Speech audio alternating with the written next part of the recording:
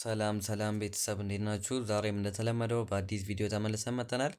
በዛሬው ቪዲዮአችን ለኢንትራንስ ተፈታኞች የ2018 ፈተናው መቼ ይሆናል ብላችሁ በተደጋጋሚ ኮሜንት ሴክሽን እና በቴሌግራም ቻናላችን ላይ ጥያቄ ያቀረባችሁልን ነው እና በዛሬው ዕለት መቼ እንደሚሆን ከግልጽ ማብራሪያ ጋር የምንሰጣችሁ ይሆናል እና እስከ መጨረሻው መከታተላችሁን አትርሱ። ለዚህ የዩቲዩብ ቻናል አዲስ ከሆናችሁ ላይክ እና ሰብስክራይብ ማድረጋችሁን አትርሱ። ነባር ከሆናችሁ ደግሞ ላይክ እያደረጋችሁ ብዙ የሪሚዲያል ተማሪዎች ጋር እንዲዳረስልኝ አድርጉ። እኔ ብዙ ቪዲዮዎች በተደጋጋሚ እየለቀኩ ነው፣ ግን ቪዲዮዎቼ ብዙ ተማሪዎች ጋር እየደረሰ አይደለም። እስቲ እናንተ ላይክ እያደረጋችሁ ብትጀምሩ ዩቲዩብ የኔም ቪዲዮ ሪኮመንድ አድርጎ ብዙ ተማሪዎች ጋር እንዲደረስ ስለሚያደርግ እስቲ አበረታቱኝ እና በቅድሚያ ብዙዎቻችሁ እየጠየቃችሁ ያላችሁት ይሄ የኢንትራንስ ኤግዛም የሚሰጠው ከምርጫ በፊት ነው ወይስ ከምርጫ በኋላ ነው ብላችሁ በተደጋጋሚ የተጠየቃችሁ ነው እና በዘንድሮ እንደሚታወቀው ምርጫ እንደሚካሄድ ይታወቃል። ምርጫው የሚካሄደው ደግሞ ግንቦት 24 ነው። ስለዚህ ከምርጫው በፊት ነው ወይስ ከምርጫው በኋላ ነው ብላችሁ ነው ጥያቄ እያቀረባችሁ ያላችሁት።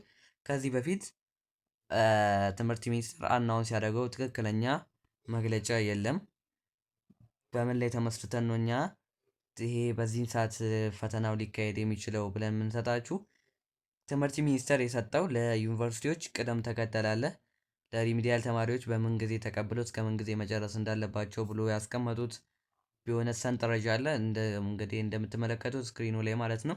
እና በዛ ላይ ደግሞ የተካተተ የ12ኛ ክፍል የኢንትራንስ ኤግዛም ከመቼ እስከ መቼ ሊሆን ይችላል ብሎ ፕሮባቢሊቲውን አስቀምጧል ማለት ነው። ለዩኒቨርሲቲዎች ለተለያዩ ዩኒቨርሲቲዎች ሲሰጥ ማለት ነው። ይህን ደግሞ የአብዛኛው ዩኒቨርሲቲ አስቀምጦታል ማለት ነው። እንደምትመለከቱት መቼ ነው የሚለው ከጁን 29 እስከ ጁላይ 17 ባለው ጊዜ ውስጥ ወይም ደግሞ ሰኔ 22 እስከ ሐምሌ 10 ባሉ ጊዜያት ውስጥ ፈተናው ሊካሄድ ይችላል ማለት ነው። ይህም የተገኘው በዩኒቨርሲቲ በተሰጡ ቦክስ ነው ማለት ነው። ስለዚህ በእነዚህ ቀናት ውስጥ ሊሆን ይችላል። ነገር ግን ከዚህ ቀንም ወደፊትም ወደኋላም ሊሄድ ይችላል። ምክንያቱም የዚህ ሀገር ጉዳይ አይታወቅም። በዘንድሮ ዓመት ምርጫ ስላለ ትንሽ ሊወዛገብ ስለሚችል እናንተ ከወዲሁ ተዘጋጅታችሁ መጨረስ ይኖርባችኋል። ወደፊትም ቢያደርጉትም ወደኋላም ቢያደርጉት እናንተ ቀድማችሁ መጨረስ ይኖርባችኋል ማለት ነው። ለእናንተ ቻንስ ሊኖረው ይችላል። አሁን ከምርጫው ገፋ ካደረጉት ወደኋላ ከገፉት ለእናንተ ጊዜ ይኖራችኋል፣ የማጥናት ቻንስ ይኖራችኋል ማለት ነው። ነገር ግን ወደፊት ገፋ ሊያደርጉት ይችላሉ። እንደሚታወቀው ከምርጫ እያለ ዩኒቨርሲቲዎች ላይ ተማሪዎች መቆየት አይችሉም በምርጫ ሰዓት ላይ። ምክንያቱም ሪሚዲያል ተማሪዎች አሉ፣ ፍሬሽማን ተማሪዎች አሉ። በዛን ሰዓት ሁሉም ተማሪዎች ተፈትነው ጨርሰው ሚድ ኤግዛማቸውን ፋይናል ኤግዛማቸውን ጨርሰው ይወጣሉ። እናንተ በመዝገቡበት ሰዓት ላይ ማንኛውም ተማሪ በዛ ዩኒቨርሲቲ ውስጥ ሊቀመጥ አይገባም ማለት ነው። የሪሚዲያል ተማሪዎችም የሪሚዲያል ፈተናቸውን ጨርሰው ከወጡ በኋላ ነው እናንተ የኢንትራንስ ኤግዛማችሁ የምትፈተኑት። ወይም ከምርጫው በኋላ ከሰኔ ከሰኔ 24 በኋላ ይሆናል። ወይ ከሰኔ 24 በኋላ ይሆናል ወይ ከግንቦት 24 በፊት ይሆናል። ፕሮባቢሊቲው ግን ከሰኔ 24 በኋላ ነው የሚያሳየው ማለት ነው። ከሰኔ 24 በኋላ ባሉት ቀናት ውስጥ ፈተናችሁ ይሆናል ብዬ አስባለሁ እንደኔ ማለት ነው። ምክንያቱም ሪሚዲያል ተማሪዎች አሉ። የሪሚዲያል ተማሪዎች ተፈትነው የሚጨርሱት ከግንቦት እስከ ሰኔ ባሉ ጊዜያቶች ስለሆነ እናንተ ከዛ በኋላ ነው ከሰኔ 24 በኋላ ትፈተናላችሁ ማለት ነው። ከሰኔ 24 እስከ ግንቦት 10 ማለት ነው። በነዛ ባሉት ቀናት ውስጥ ትፈተናላችሁ ብዬ አስባለሁ እንደኔ እና እናንተ በጊዜው ላይ ብቻ ሳይሆን ሊቀያየር ይችላል። የዚህ ሀገር ነገር ስለማይታወቅ እናንተ ሊቀያየር ስለሚችል እናንተ አሁኑኑ መጨረስ ይኖርባችኋል። ያው ይከብዳል እናውቃለን፣ ነገር ግን ራሳችሁን ማዘጋጀት ይቻላል። የተማሪ በአንድ አመት አይደለም በ5 ወር ውስጥ ለኢንትራንስ ብቁ መሆን ይችላል ካነበበ ማለት ነው።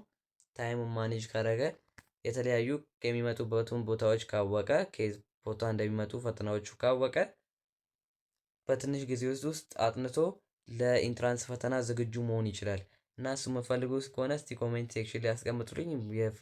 ከዚህ በፊት የነበሩትን ፈተናዎች የምትፈልጉ ከሆነ ከየት ቦታ እንደመጡ የምትፈልጉ ከሆነ አስቀምጡልኝ እና ስለ ኒው ካሪኩለም ስለ ኦልድ ካሪኩለም ከየትኛው ፈተና እንደሚመጣ ማወቅ ትችላላችሁ። እሱ የምትፈልጉ ከሆነ የኮሜንት ሴክሽን ላይ ያስቀምጡልኝ እና እነዚህን የመሰሉ ሰንጠረዦቹን የተለያዩ ነገሮችን ለማግኘት ከፈለጋችሁ የመጀመሪያው ኮሜንት ሴክሽን ላይ የቴሌግራም ቻናላችን አለ።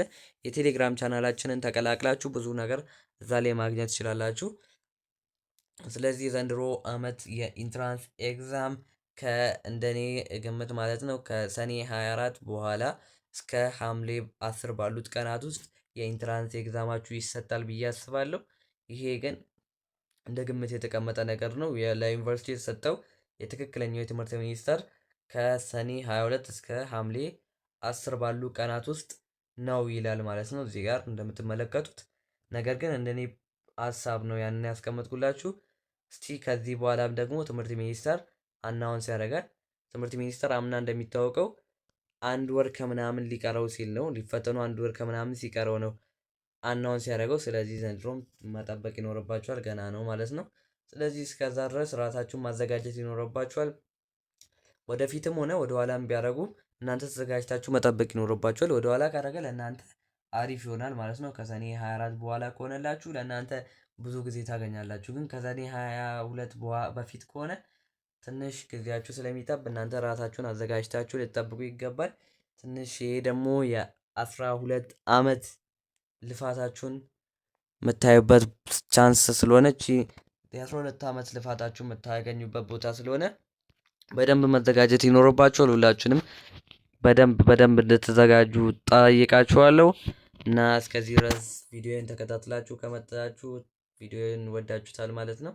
ስለዚህ ላይክ እና ሰብስክራይብ አድርጋችሁ በቀጣይ ሌላ ቪዲዮ እንድሰራ የምፈልጉትን ነገር ኮሜንት ሴክሽን ላይ ያስቀምጡልኝ። ይመቻችሁ።